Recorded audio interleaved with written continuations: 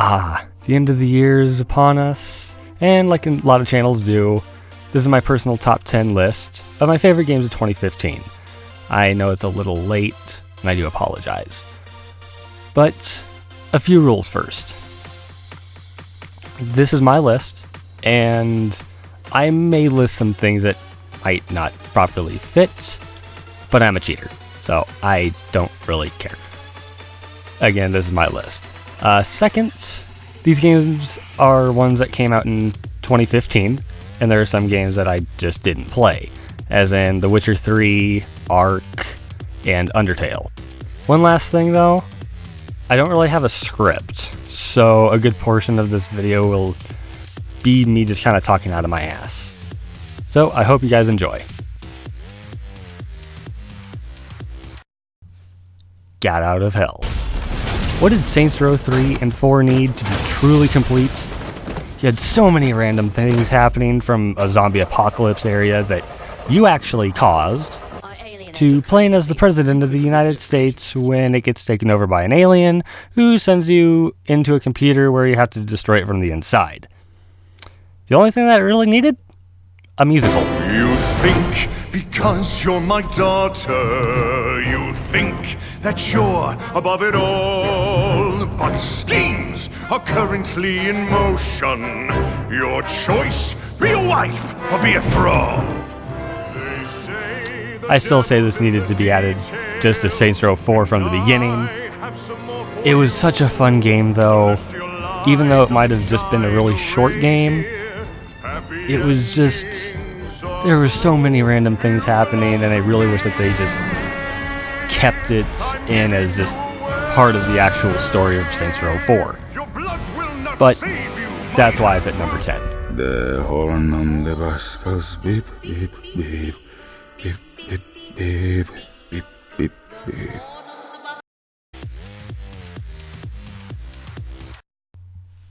Nuclear Throne for the PS4.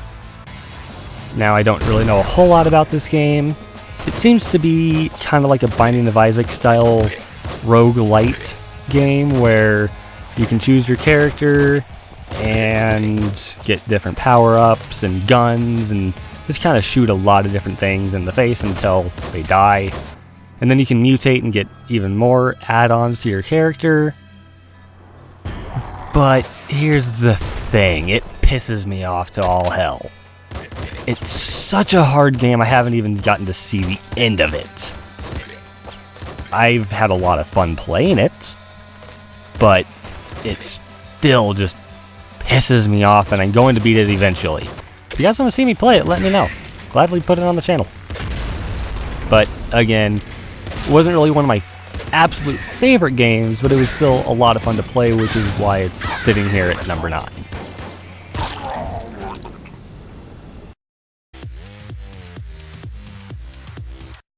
Pokemon Super Mystery Dungeon. Now, first of all, you're probably just seeing a picture because I'm not really sure if I can get a hold of footage, and I do apologize, but I also don't want to really get flagged. Because, you know, Nintendo hopefully might not see this. But anyways, I never played any of the other games in the series except for a little bit of the first ones that came out, and I just couldn't really get into it. But with this one, I don't know what it is. I think it's a really good way to actually start into the series.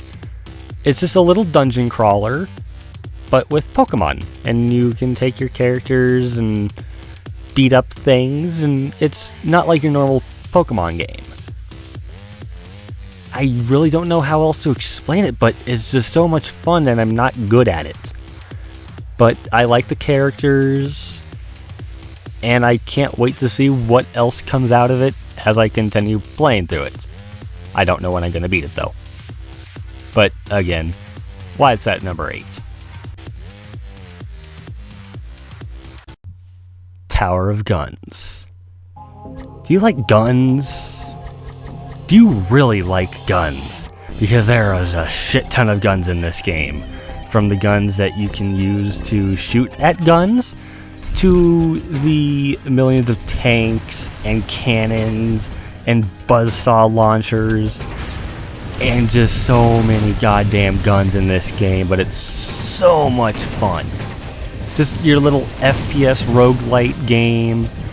You choose a gun, you shoot at guns, you gather guns and power-ups. Gotta have power-ups. You fight bosses, which are giant guns. And if you get lucky enough, you can actually break the game. And it's also one of the most hectic and frustrating games I have played all year. It is just so crazy at some points, especially if you do it on endless mode and beat the final boss and then restart. You can get to the point where you actually can't go any further because the game will just outright kill you and not even care. But it's so much fun. Highly recommend it. Destiny: The Taken King. Now before you click out of the video, let me explain. Yes, I know Destiny came out 2 years ago. I am aware of this. But what The Taken King did to this game, I think just makes it a brand new game in itself. You see, original Destiny didn't really have a whole lot to do as far as just play through the story and then do the raids. But now with The Taken King, there's so much that changed. It added a quest system, new roaming areas to just kind of, patrol in. Way too many secrets. I don't even think all of them have been found yet. A lot of guns, armor, just honestly just everything. They basically took the base game and ramped it up. And while I'll admit I've kind of slowly drifted away, except for the series that we currently started, I'm still finding myself watching videos, mainly, Dado Does Destiny and My Name is Bife. But not only that, but I've also played with a YouTuber called Tear of Grace, which was pretty much the coolest thing I have ever done. I might have to do a video where I tell you a couple stories about that. Tear, if you're watching, keep doing what you're doing. You're the best YouTuber ever. Borderlands: The Handsome Collection. I mean, Borderlands 2 was a pretty awesome game, I might have to say so myself. And the pre-sequel was a lot of fun that had lasers and ice and secrets that I haven't even done yet because none of my friends play it anymore. Still working on that. But it also came with all the DLC from both of those games. Like, all of it. But what else could you ask for? Plus, there's lots of memories that I have for this game. Like fighting the raid bosses and breaking the game with glitches, especially Borderlands 2. I wish I could add some clips of that. But the pre-sequel also added things that I never knew I wanted in Borderlands, like ice and lasers and playing on the fucking moon. Although without spoiling anything, the final boss was kind of BS. But I just wish that more of my friends would play it, because it's such a fun game.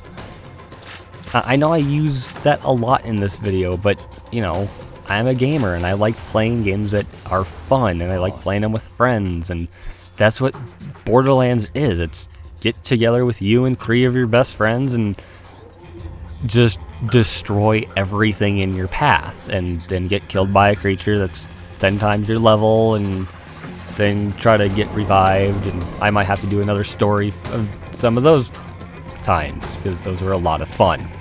So, but yes, it's still one of my favorite games. Borderlands 2 will always be on there. And now, so will Borderlands, the pre-sequel.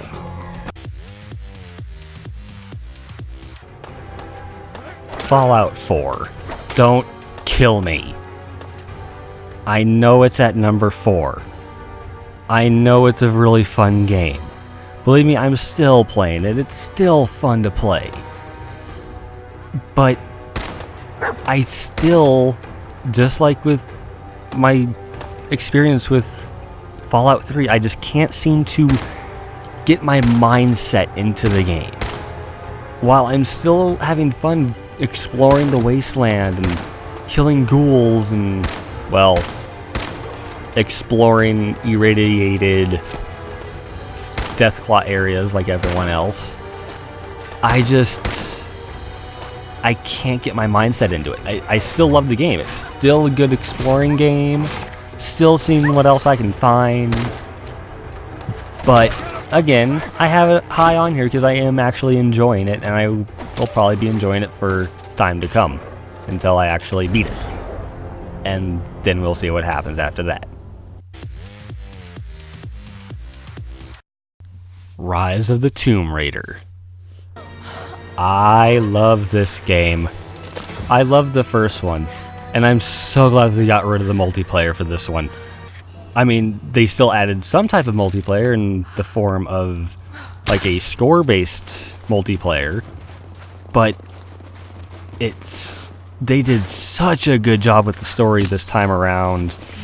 You know, they made it feel like you're actually progressing through the game.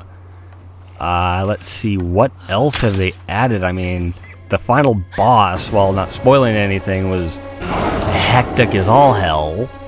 And I can't wait to play it on the hardest difficulty. Might have to record that little endeavor, because that's going to frustrate the hell out of me. Might not happen for a while. But they added like these cards that you can use that basically they change up how you play certain story missions. They're like to add replayability. In fact, I think one of them is like exploding chicken grenades. What other game has that? No other game has exploding chicken grenades. Just look at this. This is hilarious. Which is why it's at number 3.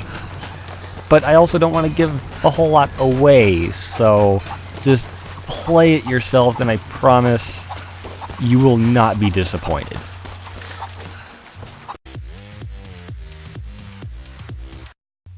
Ori and the Blind Forest. This is hands down the most beautiful game I've played this year. Yes, I'll admit I got it when it was free, but I will still gladly pay for this game again, and again, and again, and again.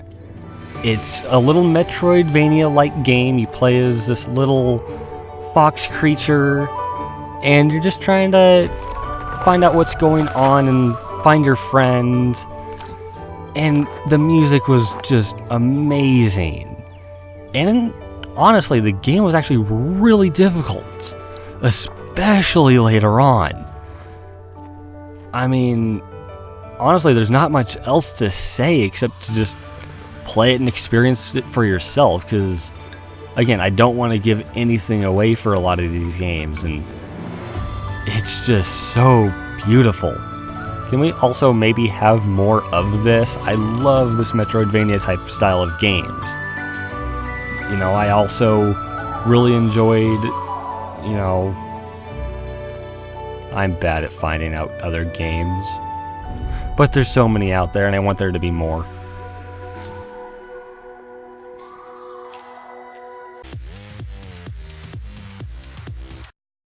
The Binding of Isaac: Afterbirth. Yes, I know. This is highly cheating. But again, let me explain. Because everything that they added for this game could have been itself a separate game. So many more synergies. I mean, come on. You've at least watched one YouTuber who's played this game. You know what this game is. I mean, it's made the careers of many YouTubers. Maybe not actually their careers, but at least got them extremely popular. And the replayability is endless. The synergies of the weapons are endless. And it's just so addicting, and I don't think I'm ever going to actually beat the game. Although I might make my own little series, but I'm not good at the game, so we'll have to see where it comes from. But the reason that this is at number 1 is because I keep finding myself coming back to this game whenever I'm bored. If I'm bored, I don't go to Destiny. I don't go to Borderlands. I don't go to Ori and the Blind Forest. I keep finding myself coming back to Afterbirth. Oh, Minecraft's over there? I don't care. I want to go back and play The Binding of Isaac Afterbirth and actually try to beat the game. So yeah. I hope you guys enjoyed. Let me know what your guys' top 10s are, or even just what your favorite game was. And let me know if there's anything that I can do to improve my next top 10 video, because I do like doing these and I want to do another one. It helps me with my editing style and all of that other fun YouTube-y stuff. But yeah, I hope you guys enjoyed, and if you did, a like would be awesome. Maybe share it around to some people who might be interested, because everyone likes opinions, right? Right? Thank you guys for watching.